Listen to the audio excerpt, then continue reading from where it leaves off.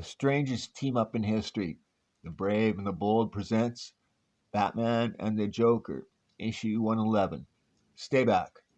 Nobody lays a hand on my partner while I'm around. Death has the last laugh. The great Batman has looked into the face of grim death many times in his own perilous career, but never until this moment, in the quiet confines of a suburban home, has he felt the horror, the hate, and bitter thirst for revenge which overwhelm him now. Death has the last laugh. Dead. The whole family wiped out as they ate, each one holding a playing card, a joker, a murderous signature of their killer, our old enemy, the Joker. By God, Joker, you've done your last criminal act. I swear this time to hunt you down and destroy you like the mad dog you are. Part 1. A Batman's Rage. This note, found on the table. I have obliterated the Norton family because their upstanding law and order minded father dared to come forward and finger Eddie Doyle, thus sending Doyle to prison for life. I never knew Doyle, but Norton should have minded his own business. Let this be a warning to all do-gooder citizens that the underworld shall always protect itself. Signed, The Joker. I don't understand. The Joker admits he didn't even know Doyle. Hate and pride, Commissioner. The Joker means to fill the law abiding with terror and fear because he hates normal humanity and takes pride in his criminal life. Bizarre. Fantastic. The Joker is both, but I'm going to get him. He'll die more than four deaths. With sirens wailing like a morning dirge, the ambulance carry away their grim cargo. Batman, I know how you feel, but remember, we represent the law, not our own personal emotions or hatreds. No vigilante stuff. I'm making no promises. You'd better catch the Joker before I do, if you want him alive.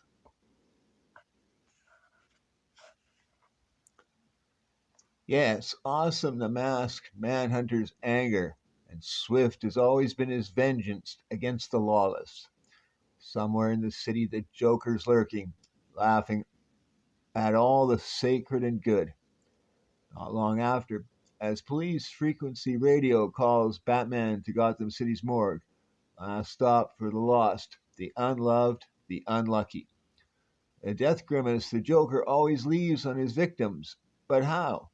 Extraordinary. These four Nortons had no weird grins when they were brought here, and they had none when they were found. So how could this happen? Take it easy, Batman. I just came on duty and spotted the change. The Nightman, Bracken, must know something. He's probably still in the locker room. He'd better talk fast and straight when I get my gauntlets on him. Not much later. Bracken didn't conk you, Batman. We just found out he was waylaid coming to work. Somebody else took his place here and used this to inject the Nortons with a post mortem drug.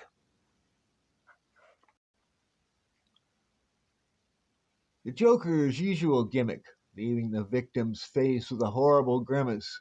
But why didn't he do it back at the murder scene? Maybe there wasn't time, or he just forgot. He usually doesn't, Commissioner.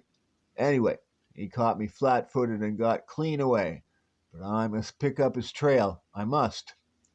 In the next few days, the masked manhunter listens. He talks. He persuades. He bargains. And he comes up with nothing. Not a single clue to the Joker's whereabouts. Dawn breaks, and the hours melt into late morning. Then, on the Bat Hotline, the big syndicate boss himself, Rizzo. Rizzo? That was one guy I couldn't threaten without stirring up a legal hornet's nest. Okay, Rizzo, what's the boss of bosses want with me? I got a deal for you, Batman. You've been putting so much heat on my street soldiers looking for the Joker, our operations have been cut in half. So, Being a public spirited citizen, I'm giving you a tip on the Joker, so you'll lay off. Go check out the Gotham Gravel Company's Marine Division. That's all. Goodbye. Can you trust the city's biggest rackets king? Something tells me it's legit. Joker's getting the backlash of ingratitude from the very underworld he sought to protect. It's my first lead on that inhuman creep. Shortly, Gotham's waterfront. That old barge has to be the Marine Division, but is it the Joker's lair? Amidst the stench of rotting timbers and polluted tides, the Batman slips onto the old barge. Deserted. What's that on the table? A deck of cards? All of them Jokers. He was here, and from the look of those food tins, very recently. Then, as something else catches his eye, an ad circled and the name Slade written. Slade sounds familiar. Feel like a sultan. 1 hour later, the steamy atmosphere of the Gotham Turkish baths. Can hardly see in this place, but my bad sense tells me something's about to happen. You're so right, Batman, for suddenly appearing in the mist like some horribly grinning ghost. The Joker, with a gun, stalking somebody. Who is the intended victim of the man who smiles without mirth? The awesome, ghastly Joker. Stalk on to part 2 on the next page following. Part 2: The Unholy Allies. In the suffocating steam, a killer glides toward a human target, and stalking the would be assassin, the Batman.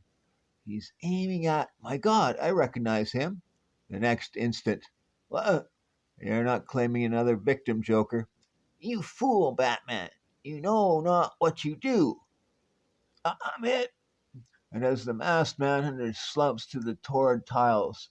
Huh? Cops, after the Joker.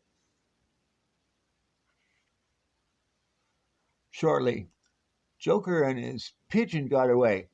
Lucky for you, it's only a flesh wound, and I put a tail on you so we arrived in time. Blast it, Gordon. I don't want your boys in blue getting in my way. Now you listen. I'm not letting you carry on a private vendetta. Good thing you're hurt. It'll keep you here while my department brings that killer to justice, legal and proper. Don't let Batman stir out of this room. Something odd about all this. I recognize Joker's target as Bert Slade, one of the underworld's top killers. Why was Joker after him? And what did he mean by those words? Batman, you know not what you do. Got to get out of here. Donning his costume, the Batman weakly moves toward the window. An easy leap for me normally, but now, with this hole in me, I'm not sure. Got to try it anyway. The next moment. Not going to make it. Crunch.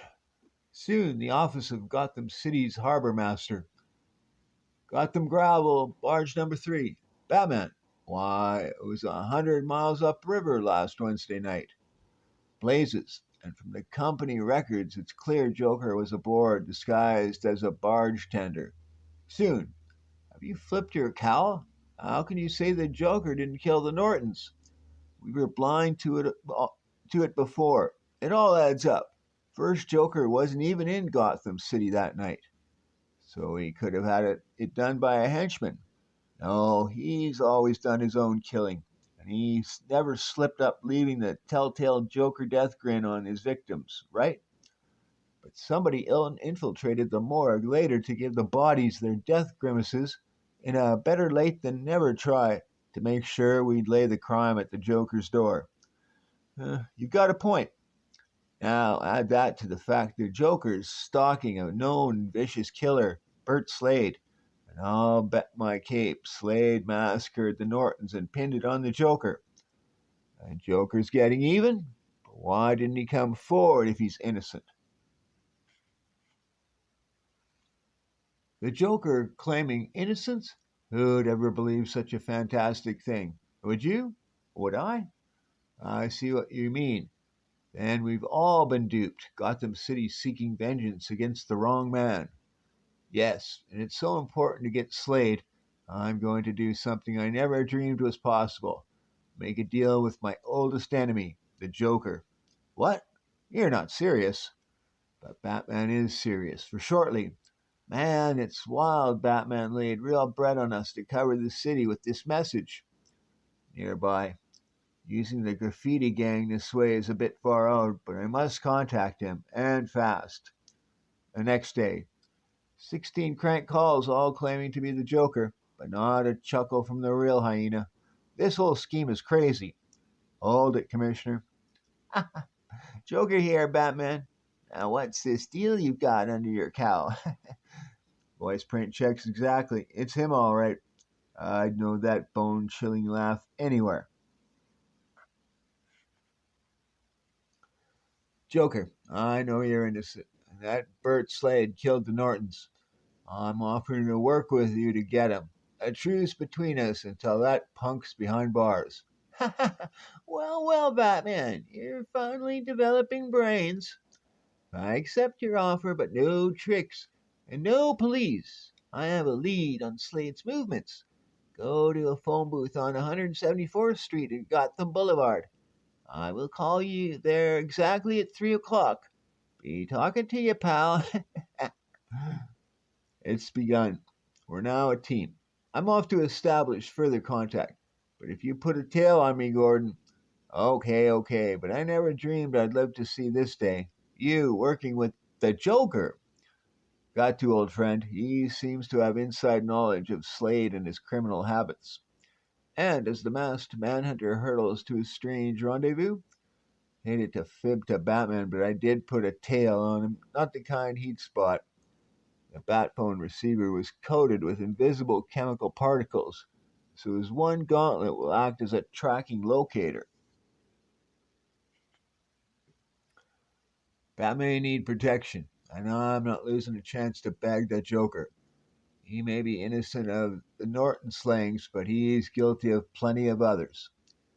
Batman teamed with his arch foe, Commissioner Gordon double dealing with his staunch ally. What next? Sometime later, at a vast auto lot in downtown Gotham. Joker said to meet him here because Slade is sure to show up for a special reason. That vintage underworld getaway wagon. It must be the lure that brings Slade here.